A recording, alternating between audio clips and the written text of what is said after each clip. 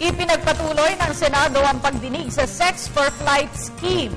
Humarap sa pagdinig ang driver ng labor attaché na inakusahan ng harassment. Naritong ulat ni Bianca Piedad.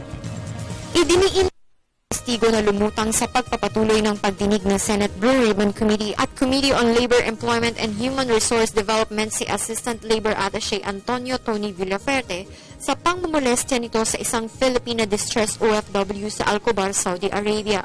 Ayon kay Marvin Caraan, nakita niyang hawakan ni Villaferte ang kamay at pinaghahalikan sa pisngi si Michelle sa isang transparent na salamin. Sa kabila nito, muling itinanggi ni Villaferte ang mga akusasyon sa kanya. Hiniling nito na ipasubpina ang logbook mula sa Saudi Arabia na patunay umano na wala siya sa naturang lugar nang maganap ang akusasyon laban sa kanya na ikinairita ni Senador Jingo Estrada. Samantala, kasabay ni Caraan ay humarap na rin sa investigasyon ang driver ni Labor Attaché Adam Musa na si Jojo Casikas na itinuturo ng mga biktima na ng halay at nambastos sa kanila. Kinwestiyon ni Senador Jingo Estrada ang umano'y pag-areglo nito kay Josie sa halagang 10,000 real sa kabila ng pagtanggi nito sa mga paratang ng mga biktima. Kinwestiyon rin ni Estrada si Musa sa tila pagkonsinti nito sa pang-aabuso ng kanyang driver sa mga biktima.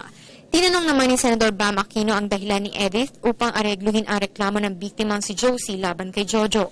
Idiniin naman ni Edith si Musa na ibigay ang 10,000 real kay Josie na umano ikakaltas sa 3 buwang sahod ni Jojo.